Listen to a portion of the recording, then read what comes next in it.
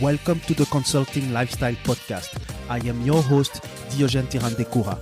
On this show, you will discover the realities, the successes and the struggles of business management and information technology consultants in the fast-moving B2B world. So stay tuned if you want to know more about what it takes to have a consulting lifestyle. Consulting Lifestyle Podcast, Episode 1. My name is Diogène Ntirandekura. I am one person, but I belong to 3 countries at the same time. My roots are from Burundi. I am born and raised in Belgium, and I became mature in Canada. Burundi, for those who don't know, is a small country located in East Africa. Belgium is in Europe, while Canada is in North America. Therefore, I come from 3 continents. In this first episode, I will introduce you to my personal story, how I started in the consulting industry, and what led me to create a podcast about business management and information technology consulting. I am born in the capital of Belgium, Brussels. I grew up there in 2 different modest neighborhoods. I was like a regular middle-class kid. I was born a refugee, became Belgium at about 12 years old. I was just a regular guy at school. I just loved playing soccer and going to music festivals most of the time. One of the big perks of living in Belgium is that you have the access to higher education is very democratized, meaning that it is very accessible for middle-class family, lower middle-class families, precarious families to send their children to a university or to a college, or what is called there in French, haute école, of a certain quality. There were government programs put in place, to sponsor a substantial part of the school fees for students that were living in lower income households. I don't know if today, in 2019, 2020, those programs are still in place, but in my generation, it definitely enabled a lot of people to have access to quality education, and at the same time, as a result, have a bigger chance to enter the job market. Actually, I studied business administration in a public college, and I had the ambition to become an international salesperson.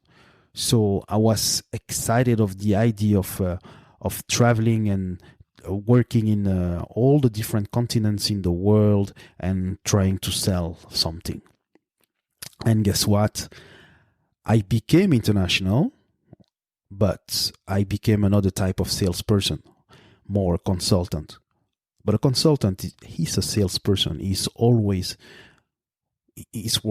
serving a client. He's always working in the context of a demand of a client.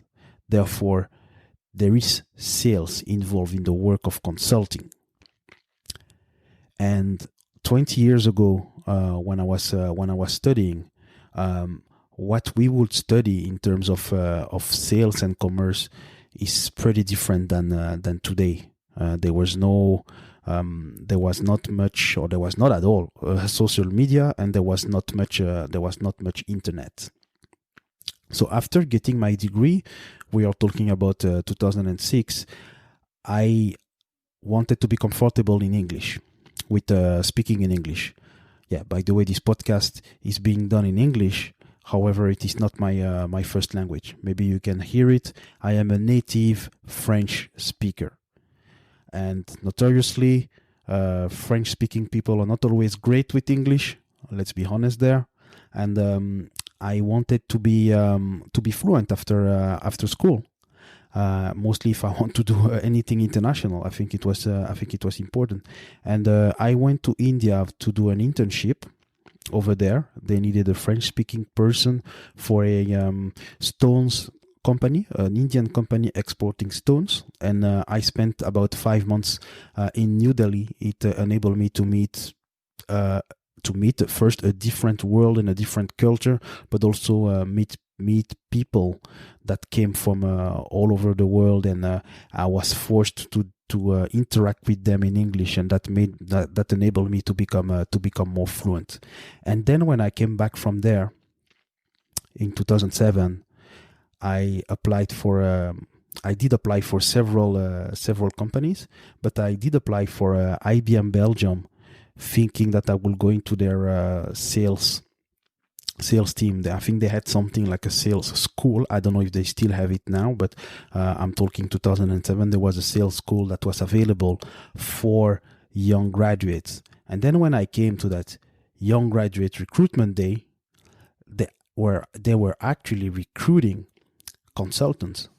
And I had heard about the word consultants and consulting, but I actually had not much idea of what it is. So instead of trying to become a salesman over there, I became an SAP consultant, and that was pretty random. So it's not like I decided out of school that I absolutely want to become an IT consultant, and actually I really want to do SAP. No, I had actually no idea. And so that means that when I started, I had pretty much no clue of what I was supposed to do.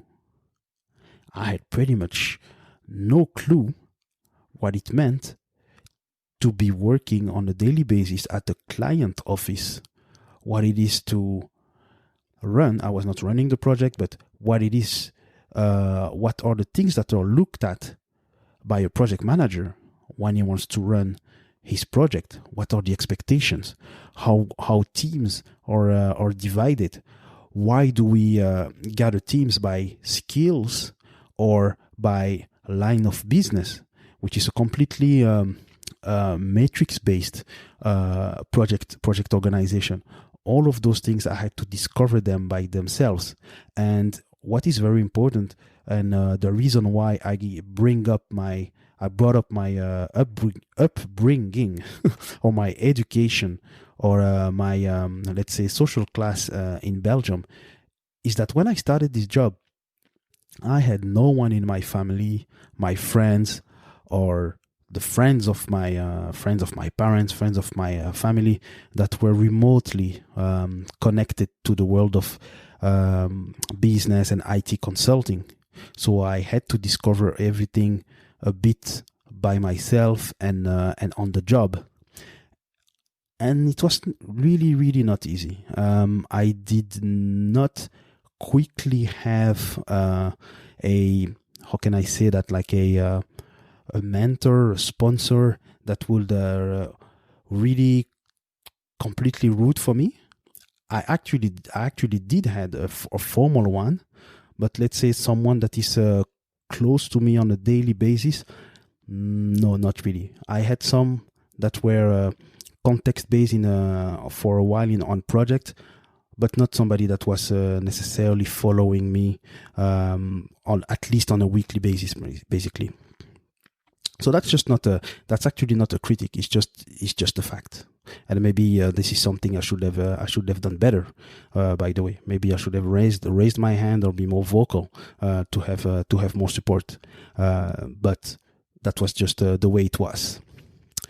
So the real struggle for me was that radical change from the friendly atmospheres I was used to when I was whether I was at school or whether I was in India with other international people, and that radical change from that friendly atmosphere to that competitive work environment.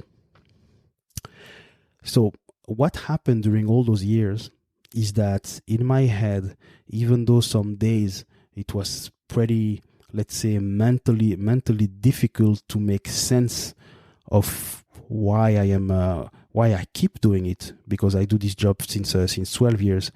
But I must say, easily the first, how can I say? The first 2 years were, the first 2-3 years were very difficult. And the thing that I was telling in my head is that if I keep learning from the senior people that are active in the project, one day I may become a top consultant. And that's what I keep doing actually today, even today. So what I try to do is I keep learning and learning and learning, and learning from my peers, learning from my superiors, and learning from and learning from clients. And what I love about consulting is that what I love specifically about ERP implementation project is that you have that chance in a very short amount of time to break down all the processes and the structure of a company and set up a new system and enable that client company to run its operation in a better way than before. The profile of the company can be small, medium, big, government, private company, manufacturing, chemicals, high-tech services, etc. But at the end of the day, what happens a lot in ERP implementations is that you get a 5-year, 10-year, 20 years, multiple decades of a company history to go through to re-engineer its processes, clean up the data, and migrate them and switch on new systems. I find it exciting. I really find it exciting. And you also collaborate with different people from all over the world. You collaborate with people that have different not different business, but I mean different educational backgrounds as well. And those perspectives add to your knowledge a great way.